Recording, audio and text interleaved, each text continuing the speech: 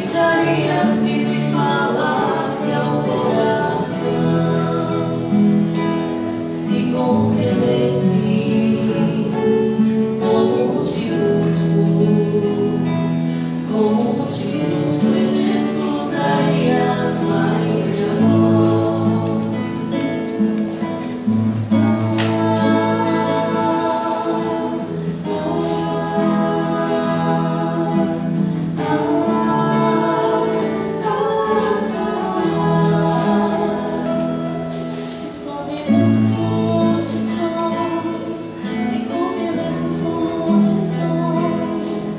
Saberias o que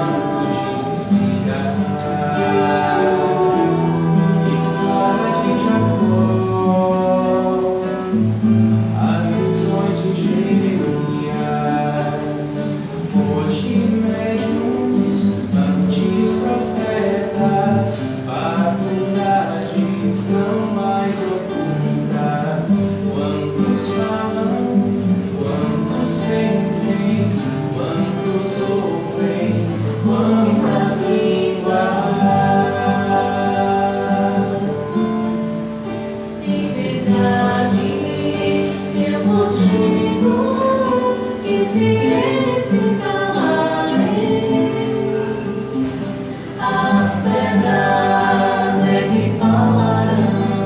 Nossos velhos terão sonhos, nossos jovens profetizarão.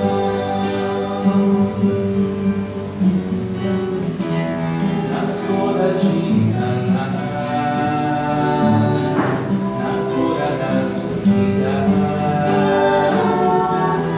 na transfiguração, nos dando a água viva.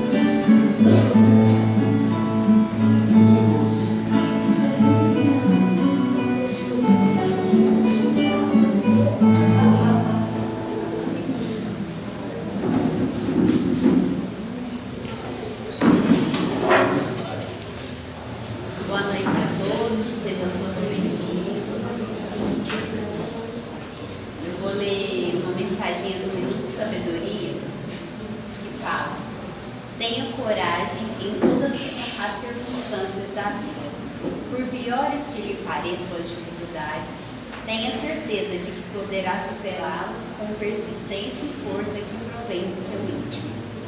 Deus está dentro de cada um de nós, pronto a dar-nos energia e vigor, ânimo e incentivo.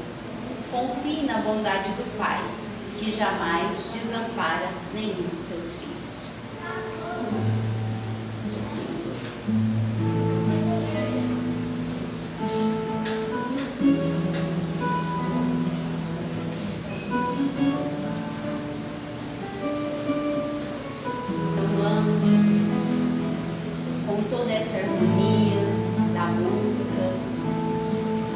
Manter os nossos pensamentos calmos, tranquilos, presentes no aqui e no agora, que possamos ficar por aqui, absorver todos os conhecimentos, receber a energia que está disponível para nós, que possamos abrir os nossos corações para receber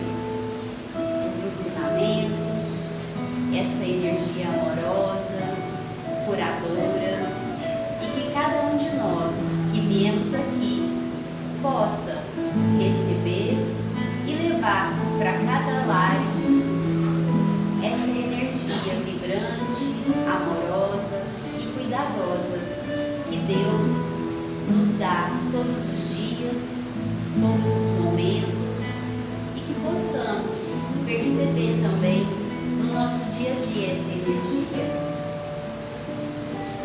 Pedimos ao Pai o amparo, a proteção para o estudo da noite, que ela seja, a Silene seja bem amparada, instruída, ajudando nas suas palavras, e que nós que estamos aqui presentes possamos absorver o máximo dos ensinamentos.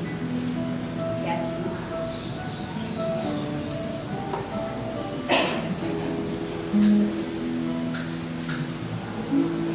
seja bem-vinda.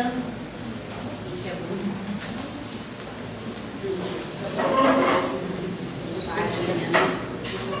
Tá.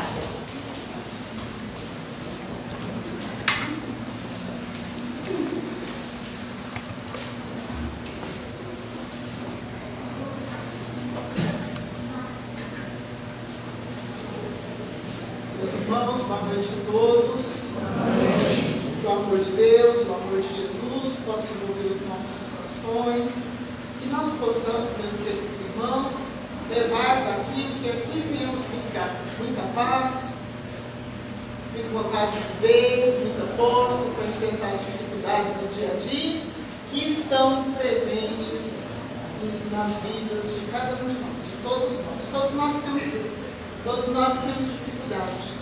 Na melhor das hipóteses, nós temos assim, aqueles poréns, aqueles senãos, cada um com a sua gravidade, cada um com a sua particularidade, né?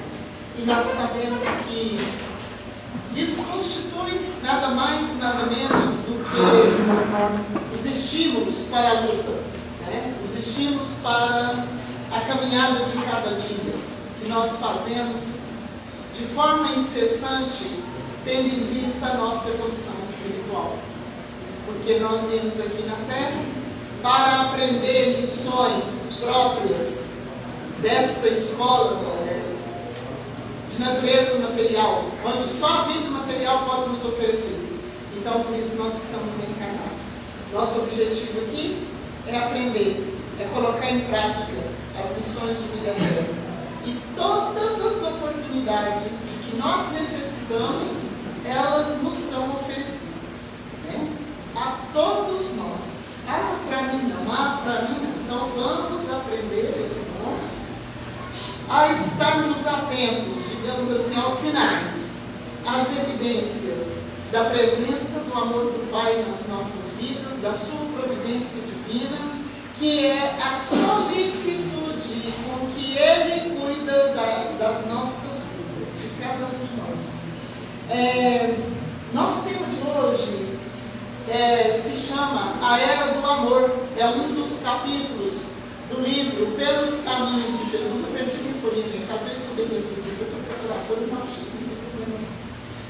É um dos capítulos do livro Pelos Caminhos de Jesus. A autora é um espírito, Amélia Rodrigues, psicografia de Divaldo. Amélia Rodrigues é uma professora que viveu na Bahia, então ela tem livros psicografados pelo Divaldo e pela equipe de Sacramento, lá do Centro Espírita Esperança e Caridade, né? Acho que é o Grupo Espírita Esperança e Caridade, né? O Sacramento, né? Sempre é o Grupo Espírita Esperança e Caridade. Onde a Amélia Rodrigues faz parte do grupo de espíritos que trabalham na pedagogia de evangelização de espírito, coordenada por Eurico Silva. Aqui esse livro é psicografado pelo Divaldo.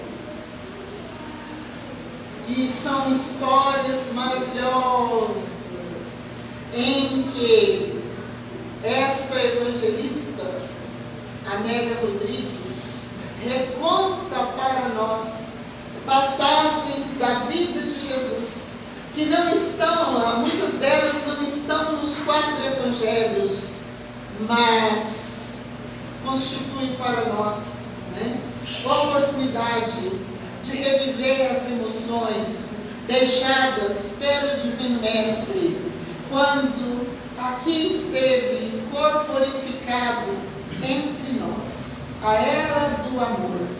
Então, Jesus, enquanto esteve aqui, assim que começou o seu apostolado, porque antes, segundo as informações, ele trabalhava na carpintaria com José, trabalhava de carpinteiro, conforme nos ensina o capítulo 2 do livro Boa Nova, né? Então, quando ele assumiu o seu apostolado, ele já se colocava claramente, né, os pontos da sua doutrina, que vieram então revolucionar todos os padrões éticos, religiosos, filosóficos, até então existentes. E a doutrina judaica era então caracterizada por uma exacerbada, digamos assim, uma inflexibilidade muito grande. Né? A pessoa que se declarasse contra a doutrina judaica, contra os ensinos de Moisés, ou então, mais do que isso, não precisava nem de ser contra, porque nós sabemos que as 3 revelações, a revelação de Moisés, cujo ponto central são os 10 mandamentos recebidos por ele no Monte Sinai, a revelação que Jesus veio nos trazer, e a terceira revelação, codificada por Allan Kardec, são harmônicas entre si. Uma não entra em choque com a outra, muito pelo contrário. Cada uma delas se completa, sendo a maior delas. Qual que é a maior mesmo? Qual que é a maior mesmo? Irmãos, a maior delas é a revelação trazida por Jesus. Vamos falar um pouquinho sobre essas 3 revelações. A terceira revelação é chamada a primeira revelação é chamada de justiça. Os 10 mandamentos são de essência divina e constituem a base da justiça de todo o planeta até hoje. Né? E os hebreus, que era um povo assim, turbulento, indisciplinado por natureza, conforme nos ensina o livro A Caminho da Luz, no capítulo onde vai falar do povo de Israel, né? Os Abdelana nos fala do povo de Israel. Era um povo sofrido, castigado pela escravidão há muitos anos, né? Então, nessa história de escravidão, né, da luta, do esmagamento, digamos assim, sem nenhum exagero, do mais fraco pelo mais forte, os hebreus eram assim, um povo muito disciplinado. E para disciplinar aquele povo, foi preciso que Moisés revelasse a eles a existência de um Deus justiceiro que castigava, né? Mostrando então a pena de talião, olho por olho, dente por dente.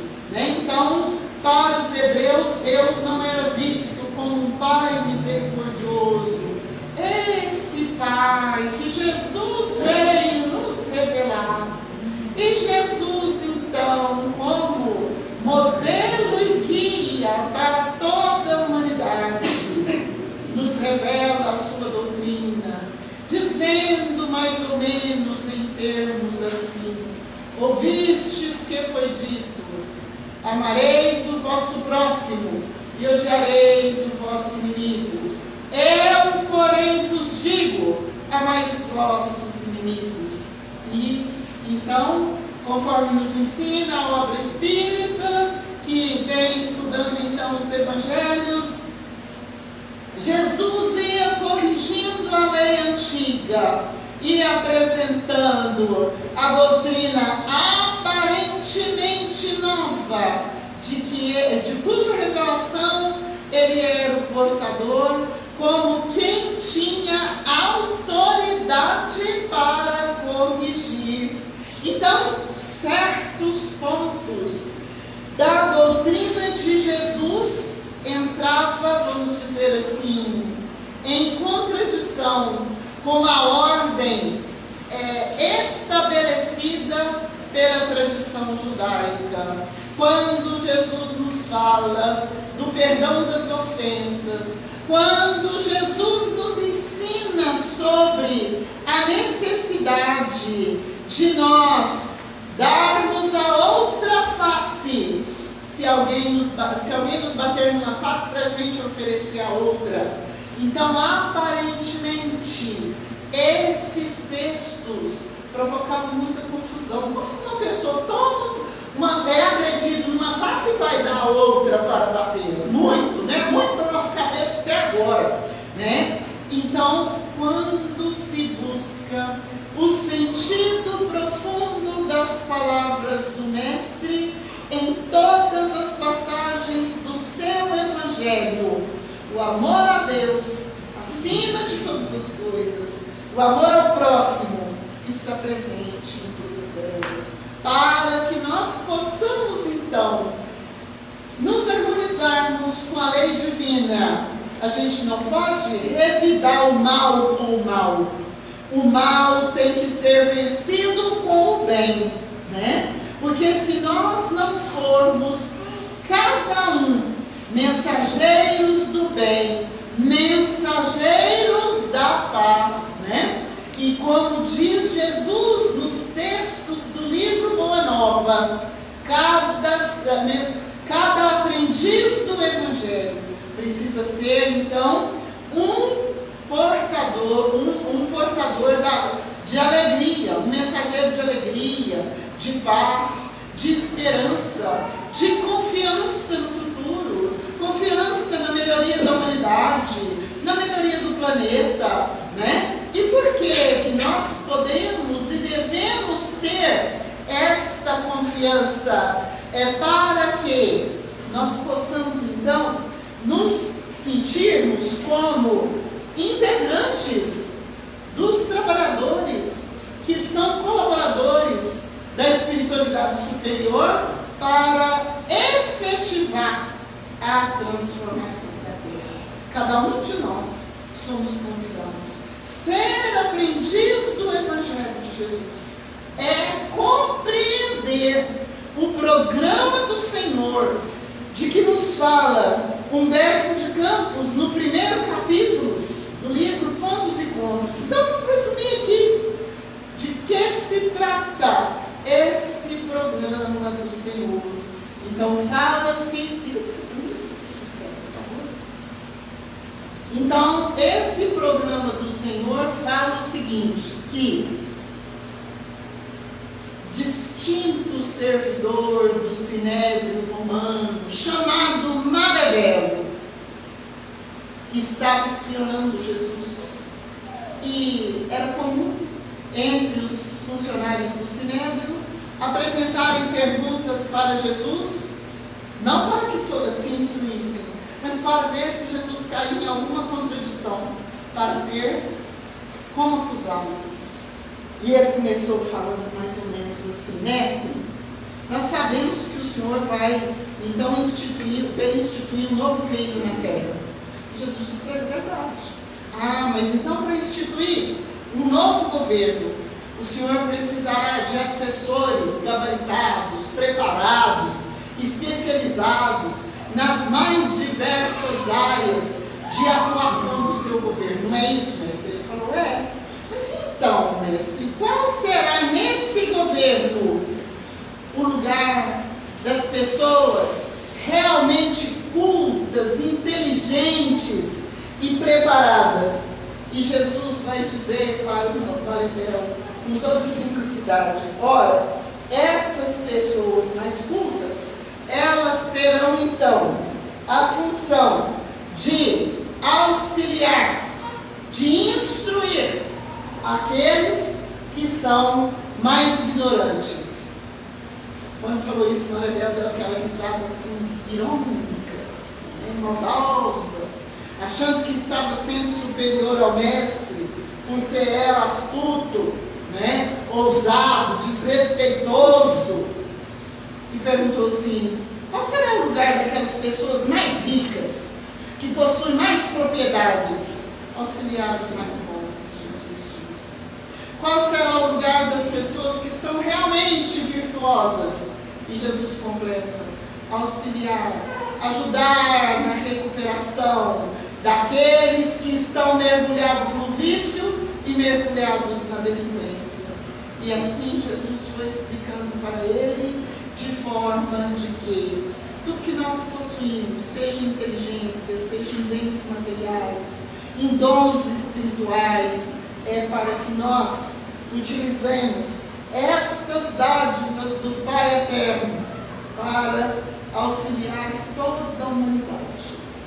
É só assim que nós seremos então realmente felizes. E Jesus veio então e começou a falar do seu reino de amor, do seu reino de paz, falando como que é a vida no reino dos céus. E como é a vida no reino dos céus? O reino dos céus é um lugar onde os espíritos não têm débitos morais, não têm vícios, como nós temos aqui. Onde há fraternidade pura, onde um irmão não rouba nem a felicidade, nem a alegria, nem a vida do seu próximo e nem os bens que ele possui.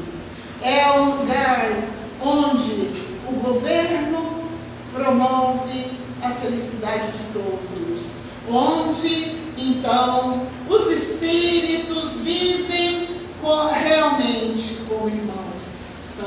Jesus veio nos ensinar como é a vida nos planetas já considerados felizes, ditosos, nos mundos superiores, de que nos fala o capítulo 3 do Evangelho segundo o Espiritismo.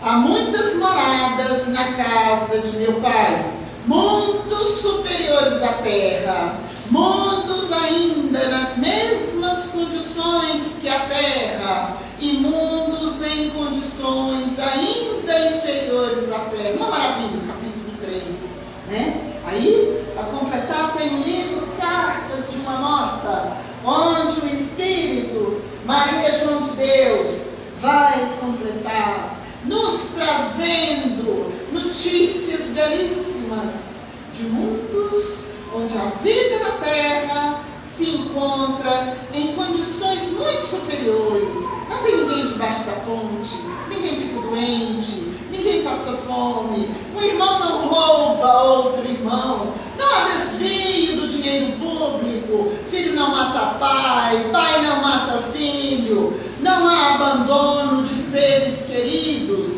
não há abandono dos compromissos afetivos, dos compromissos do coração. Os espíritos que habitam esses mundos ditosos são espíritos que já venceram essa fase evolutiva de tanta dor, de tantos problemas morais, todos decorrentes do mau uso do nosso livre-arbítrio, decorrente das nossas escolhas infelizes que provocam desarmonia nas nossas vidas, nas vidas de nossos semelhantes, na vida do nosso próximo e ao próprio planeta, porque nós somos responsáveis pelos danos que causamos à nossa própria vida, aos nossos semelhantes, às instituições que sustentam a sociedade, à natureza, ao meio ambiente. Nós somos responsáveis. Nós estamos, meus irmãos, cercados pelas bênçãos de que necessitamos para viver. Um planeta dadivoso, onde a água corre cristalina, onde o solo é fértil, onde a natureza produz tudo que se planta, todo necessário para a nossa alimentação, tudo onde o planeta nos oferece as condições geográficas, atmosféricas, as condições intelectuais pela própria história que a humanidade tem construído, auxiliada pela espiritualidade superior que nos acompanha de mais alto, conforme nos ensina toda a história do livro A Caminho da Luz, do livro Brasil, Coração do Mundo, Pátria do Evangelho, quando vai mostrar os primeiros dias da nossa amada nação, desde os tempos do seu descobrimento. Então, quando o povo que acompanhava Jesus ia ouvindo ele falar desses tempos de vida nova, desses tempos de paz, desses tempos de esperança, onde a humanidade não terá mais que lutar contra tanta opressão, contra tanta falta de respeito pelos direitos humanos, onde o ser humano será, então, a única diferença que vai existir do ser humano é só aquela que decorre da sua condição moral e espiritual. E ainda assim, num planeta ditoso, num planeta onde já não predominem as paixões, porque, segundo o que nos ensina o capítulo 3 do Evangelho segundo o Espiritismo, no mundo de regeneração, que é para onde nós caminhamos, os espíritos ainda têm o que espiar, ainda tem provas, ainda tem erros a corrigir, mas todos já estão voltados para o bem. É como aquele aluno que ainda nos anos iniciais da escola consegue vislumbrar a saída dessa escola, já de posse da conquista do grau intelectual, da formatura, digamos assim. E por esse motivo, o Evangelho segundo o Espiritismo nos ensina que no mundo de regeneração o Espírito tem prova, mas ele já consegue vislumbrar uma aurora de felicidade. É uma maravilha, não é? Então tudo isso ia enchendo o coração do povo de paz e de esperança. O povo ficava mais feliz, e é assim que nos livros que retratam a perseguição aos cristãos, no livro Há 2000 anos, no livro Ave Cristo, por exemplo, no livro 50 anos depois de Emmanuel, o que acontece?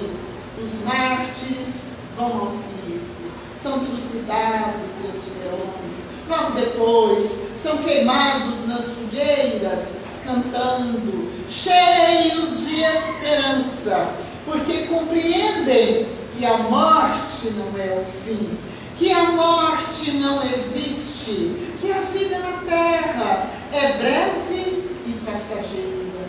E isso ia enchendo o povo de esperança, a ponto dos escravos se tornarem mais dóceis, a ponto de nenhum sofrimento da terra, nenhuma injustiça que era praticada contra o mais fraco, porque naquele tempo, muito mais do que hoje, os direitos humanos não eram respeitados, nada disso abalava a fé cristã. É assim que os escravos chegam a pedir os senhores que ajudem a controlar o trabalho, a jornada de trabalho, porque as pregações de Jesus no lago de Genezaré era sempre à tarde, sempre ao fim da tarde, no cair da noite, para que os trabalhadores prosseguissem. Quem é que busca o médico? Os que se sentem mais doentes, os que têm necessidade de remédio, de medicação. E é assim que pessoas insatisfeitas e sofridas de todas as classes sociais, a exemplo do senador Públio Lentulus, no ano há 2000 anos, a exemplo de Nicodemos, aquele doutor da lei, foram só esses dois que procuraram Jesus à noite, não. Todos procuraram Jesus para beber das suas lições, para buscar alívio para a sua dor, alívio para o seu sofrimento. E o povo foi modificando. Era um cochicho, assim, sabe? Dos escravos, desses tempos de esperança, desses tempos de paz. E isso ia deixando os poderosos, os que tinham muito a perder, os que tinham que garantir a sua posição social, os bens econômicos, os que eram vaidosos, porque, conforme nos fala aqui nesse capítulo do livro Pelos Caminhos de Jesus, não é Pelos Caminhos de Jesus, eu vou contar um pedacinho. Os judeus sabiam da superioridade de Jesus. Jesus já veio quando a doutrina deles já estava em declínio, quando muitos deles professavam o paganismo, mas por uma etiqueta social, mas estavam insatisfeitos porque aquela fé não mais os ajudava, não mais respondia às suas necessidades. É por esse motivo, por exemplo, que Lívia, a esposa do senador Públio Lentulus, vai pedir para ele, para o senador, procurar o profeta de Nazaré, porque a menina está doente. E essa mudança vai assustando. Eu estava me lembrando, tem um personagem no livro há 2000 anos, funcionário de Pilatos, acho que é Suplício Tarquínios. Ele vai então retratar a postura de Jesus, a forma amorosa como ele falava com aqueles que o procuravam, fosse qual fosse a sua posição social, o respeito pela norma vigente, dar a César o que é de César, né? Jesus não veio aqui disputar reino com nenhum poderoso, não. E no meio disso tudo, quando Jesus ia fazendo, ia realizando o seu apostolado de amor, os poderosos, os representantes do judaísmo, iam se encolerizando contra ele, porque ele ia fazendo com que o povo perdesse o interesse pela obra do paganismo, né? E se interessasse mais pela doutrina cristã. Então, um judeu chamado Natan ben Assad, que era então conhecido pela impiedade nos julgamentos e pela conduta excessivamente austera, procurou Jesus e vai perguntar para ele: tu ensinas? Perguntou-lhe com desdém o amor irrestrito e o perdão incessante em qualquer circunstância e para todas as criaturas? E Jesus vai dizer para ele que sim. A doutrina é para todos e procede do Pai. Todos, a lei de Deus é para todos. O amor do Pai é para todos. Não é para este nem para aquela religião. Não é para este nem aquele outro segmento da sociedade. O amor do Pai é para todos. A justiça que nos rege é sábia, é amorosa, é perfeita e é também para todos, né? E então Jesus vai dizer que sim, porque se a justiça fosse somente para um, somente para o outro, somente para o filho de um amigo de Jesus, somente para quem ele conhecesse mais de perto, somente para os virtuosos, e o que mais intrigava era que Jesus andava acompanhado pelos pobres, pelos desvalidos, pelos que eram ignorados na sociedade, pelos que sofriam, nossa, esse relógio, meu Deus, pelos que sofriam preconceito de todas as formas, pelas prostitutas, pelos ladrões, mas atendia também na calada da noite os publicanos, aqueles que estavam insatisfeitos com a ordem vigente, Nicodemos, que reconheceu a sabedoria de Jesus e vai então questionar a ele, pedindo a ele explicações sobre a lei de reencarnação. E Jesus intencionalmente vai conservar o simbolismo, vai conservar a alegoria. Por quê? Porque Nicodemos ainda não tinha maturidade moral, espiritual, para romper com os padrões estabelecidos e assumir a postura do Evangelho. Na verdade, Nicodemos foi falar com Jesus, tipo assim: olha, Senhor, eu acredito na sua doutrina, mas eu sou sacerdote do templo, eu vou perder tudo que eu tenho. Ele queria ser sacerdote do templo e professar a doutrina de Jesus, impossível, né? E então, o Natan Bensat, ele queria saber como é que pode Jesus perdoar todo e qualquer criminoso, Jesus pregar que todo e qualquer criminoso merece perdão, merece ajuda, merece ser bem tratado pela sociedade, merece ter oportunidade de recuperação, de tratamento, de assistência. Isso para ele era alguma coisa que ele não conseguia compreender. Toda a raiva, todo o desdém, todo o desrespeito desse judeu famoso para com Jesus era então devido a isso, porque ele era terrível para o judeu, era inflexível, certo? Nunca tinha errado, então os erros estavam escondidos, né? Uma das duas coisas, né? Ninguém tinha descoberto ainda, então não tinha errado, né? Então, e ele vai perguntar aqui, e Jesus vai falar o seguinte, que se perdoar uns sim, outros não, do contrário, não é legítimo o amor que se limita às circunstâncias e se circunscreve a indivíduos especiais. O verdadeiro amor é uma atitude interior que se expande, como acontece com o ar, que a tudo e a todos vitaliza. Então, no mundo realmente evoluído, ou em evolução, conforme nos ensina a lei de progresso no livro dos Espíritos, existem os presídios, porque o criminoso, muitas vezes, precisa ser segregado da sociedade.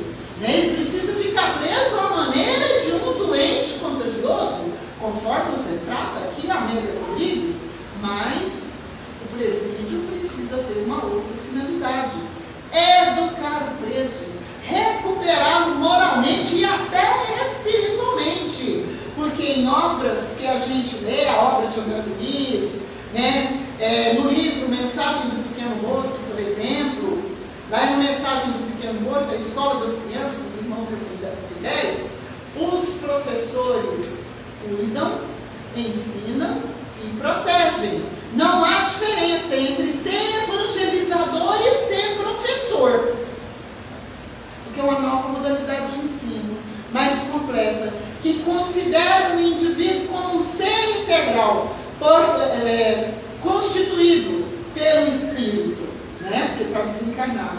Para ser perfeito, o sistema prisional da Terra precisaria então ter a capacidade de realmente recuperar o preso, de devolver o preso recuperado para a sociedade, para a sua família, para que ele pudesse trabalhar, ter vida digna e ser útil à nossa sociedade. Quando a gente analisa todas essas verdades do Evangelho, da doutrina espírita, com a nossa realidade prisional, aí a gente tem uma dimensão da condição moral e espiritual da Terra.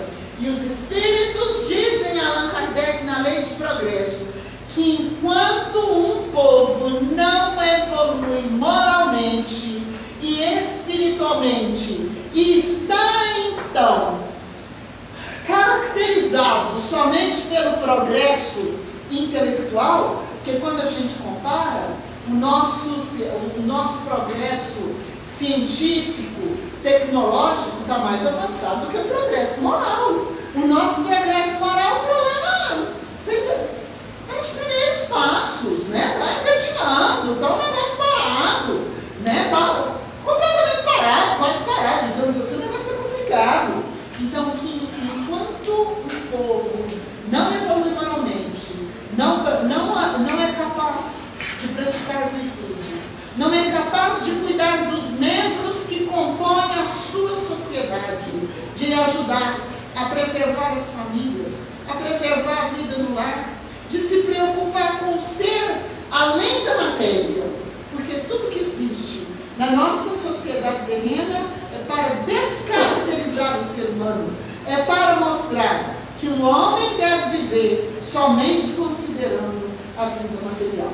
Por isso nós agimos mal, por isso nós praticamos erro, por isso nós demoramos tanto para evoluir, por isso nós precisamos então de surtos, digamos assim, não sei se vou falar, surtos evolutivos, como a pandemia, por exemplo. A pandemia é um problema moral. Com a pandemia nós somos obrigados a ver as coisas de uma outra forma. E não acabou. Esse superar da pandemia vai ser lento, conforme nos ensina o Espírito Manuel de Filomeno de Miranda, nos livros que falam sobre a transição planetária. Isso vai ser lento. Por quê? Porque vai ser, então, em concordância com a modificação moral, comportamental da humanidade, que vai perder digamos assim, a sintonia com o vírus, com os vírus que está aparecendo, porque não é só um mais, tem um punhado de coisa complicada, né? Aparecendo aí, nós precisamos tomar cuidado. O cuidado é sobretudo moral. Seguir as instruções que nos são dadas pelas autoridades sanitárias, mas seguir a orientação do Evangelho, se modificar moralmente, se modificar espiritualmente, né? Então, para que a terra passe de mundo de expiação de prova para mundo regenerador, nós vamos ter que viver tudo isso. Nós vamos ter que viver plenamente a lei e o ensino do Cristo. Então, no livro dos Espíritos tem uma questão lá, onde os Espíritos dizem a Kardec que é preciso que o mal chegue ao excesso. Deus me livre. Mas como?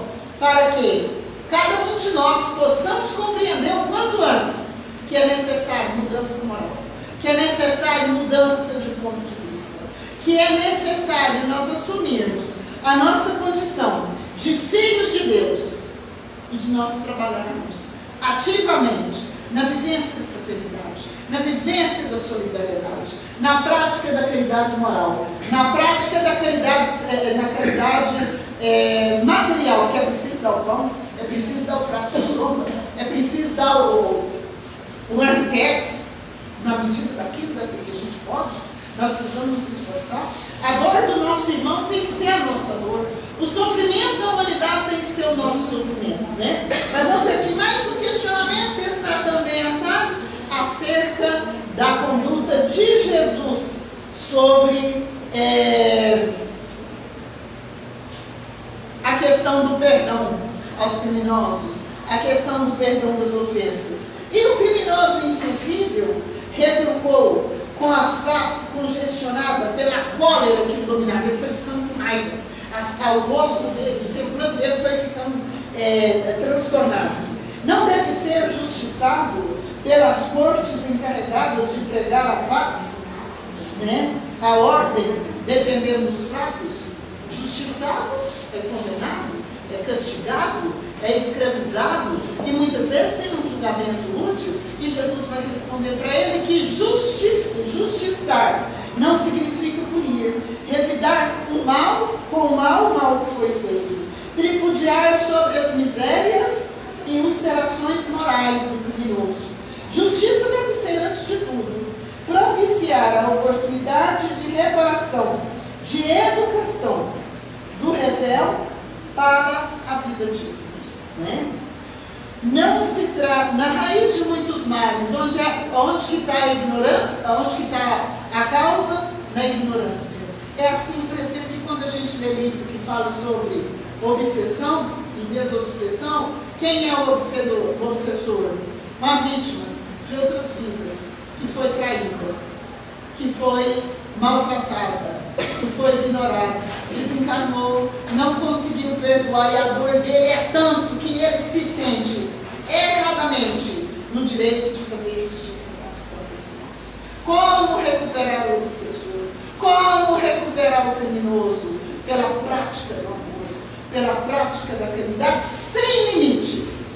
Como nós andamos correndo, nós precisamos trabalhar ajudando o Pai Celestial, a espiritualidade superior, a velar por cada um de nós, mortos e vivos, a oração, o evangelho no lar, a oração em família, vivências harmoniosas no lar, vivências harmoniosas na família, um conhecer o outro, a mãe e o pai saber qual que é a dor, qual que é a dificuldade do jovem, da criança, o que preocupa o filho, qual que é o problema que o filho enfrenta. Ah não, eu já estou livre disso, meu filho já casou, já sou até avó, eu já sou até avó. Quando que acaba os atos de família? Nunca, são eternos.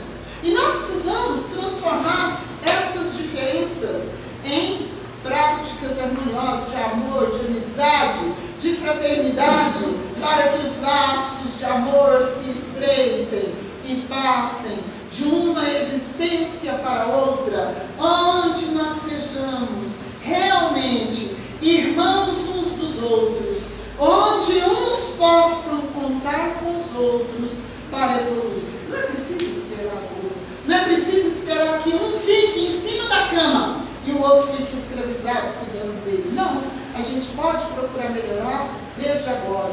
O conhecimento da doutrina espírita, a revelação espírita, a vida continua.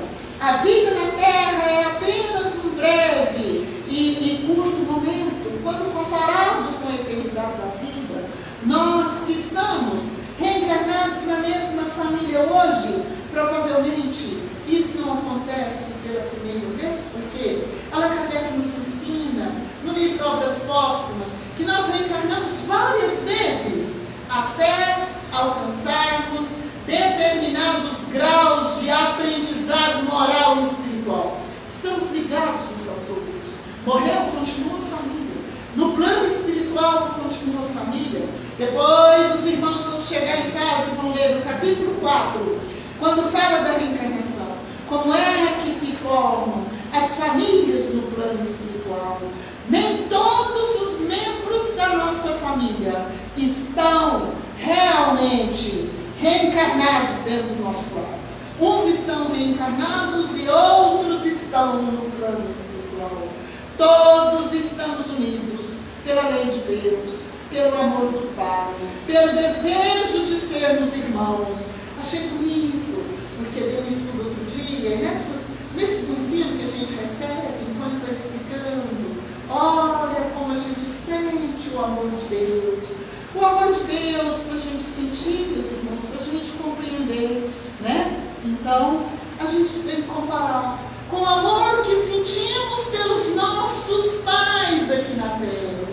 Então, o filho quando é pequeno, a filha, nós queremos ser como os nossos pais. Nossos pais são para nós modelos de conduta, modelos de vida. A gente quer ser tão sábio, tão inteligente, tão habilidoso, tão capaz quanto o pai, quanto a mãe, não é verdade?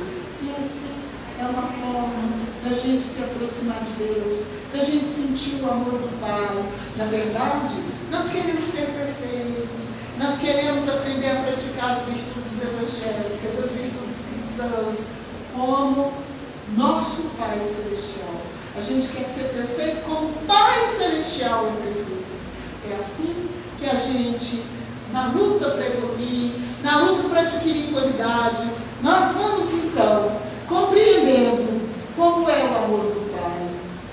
E, aprendendo a amar o próximo, a gente ama a gente mesmo. É nesse aprendizado de amor, nesse respeito à vida, no perdão das ofensas, no auxílio àquele que é mais fraco, mais frágil moralmente, está dentro da nossa família, é o nosso vizinho, é aquele que está na rua, um morador de rua, é aquele que está num abrigo, num lar de idosos, num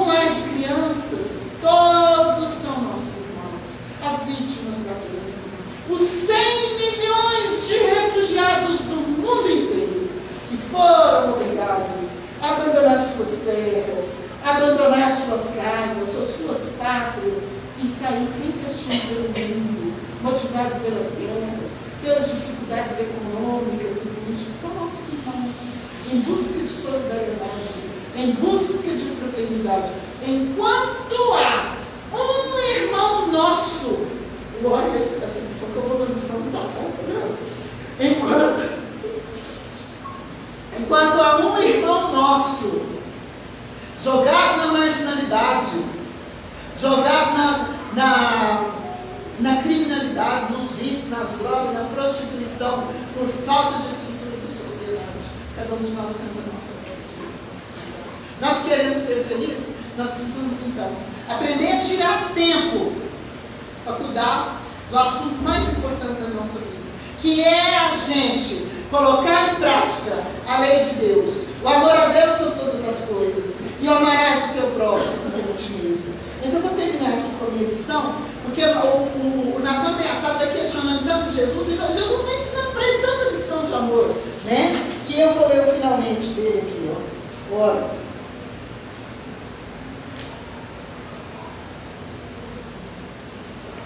Eu vou ler a palavra final dele, depois vou ler os pensamentos, que Jesus fala do amor, que Jesus veio nos ensinar, veio nos mostrar essa nova era de amor. Quando a gente fala a nova era de amor, ela tem um outro capítulo aqui nesse livro que chama Prenúncio da Era Nova.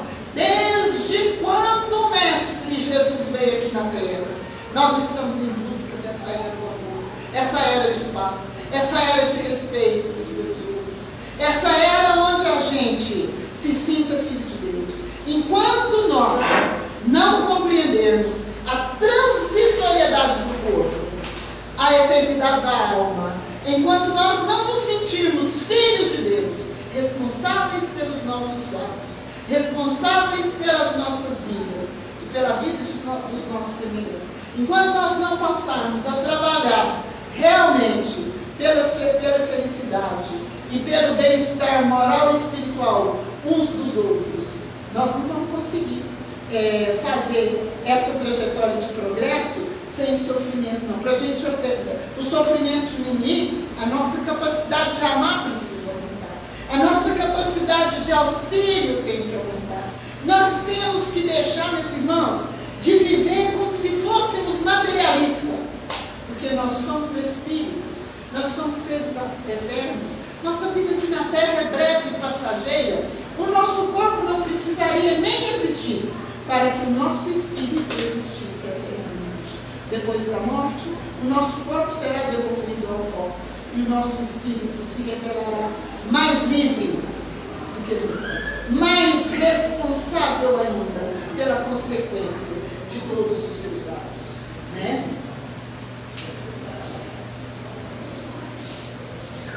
Quando ele vai questionando a questão de perdoar, né? Então olha aqui. E ele fala assim, mas vai perdoar o que desgraçou a família da gente, que dilapidou o nosso bem, que nos caluniou, e Jesus vai dizer para ele, que matar o assassino não restitui a vida à vítima. Amputar os dedos ou as mãos do ladrão não devolve o furto ao seu dono. Arrancar a língua do caluniador, de modo algum poderá reparar os males que a acusação falsa causou ao ele. E ele continua perguntando. E o perdão deverá sempre ser constante, seja qual for o crime perpetrado. E Jesus vai dizer para ele, o dever é perdoar 70 vezes, 7 vezes cada ofensa recebida. Mas é perdão demais da conta, não é não? E perdoar é uma coisa fácil, meus irmãos? Não. É extremamente difícil. A gente quer tentar orar para o irmão que está envolvido com os outros que têm um problema obsessivo, e todos nós estamos de uma forma ou de outra. A gente fica, quanto mais a gente vai compreendendo, a dor do obsessor comove a gente. Porque se a gente tem dificuldade de perdoar o pai, de perdoar a mãe não consegue perdoar o filho, a esposa não consegue perdoar o marido, né? Se nós queremos fazer justiça com as próprias mãos, imagina como o obsessor vai perdoar quem matou ele dentro da fogueira, quem fez com que ele fosse degolado, com quem roubou a sua família, quem tirou tudo que ele tinha, o seu lar, os seus bens, quem traiu. Como é que pode? Igual tem um caso no livro dos Domínios da Mediunidade, a mulher foi num trabalho narrado no livro, onde então, numa reunião de palestra e de tratamento, tratava os obsediados. E a mulher caiu no chão, a dama caiu no chão, dando desmaio, coisa terrível. E o instrutor do André Luiz falou para ele, foi então descrever o caso para ele. Há muitas existências atrás, ele matou o próprio pai e a própria mãe por causa dessa mulher. E na mesma existência, ela o traiu e destruiu a vida dele, desse jeito. Então o processo obsessivo já ia para mais de 1000 anos. Sabe como que ia fazer para resolver? Ela ficaria grávida e daria vida nova ao obsessor para criá-lo, educá-lo, recuperá-lo. E é isso que acontece na nossa vida, todo dia. Felizmente, assim a gente não sabe com a ficha na mão, né? E se a gente desconfia, o Evangelho no ar. Amor de Deus, amor de Jesus nas nossas vidas. E Jesus vai dizer, o dever é perdoar 70, vixe Maria, nossa Senhora. O dever é perdoar 70 vezes 7 vezes cada erro cometido, né? Até que o que perdoa se sinta realmente em condições de ser irmão do seu próximo e de saber que o seu é um amor por excelência que procede do Pai e nada lhe pode entorpecer a magnanimidade.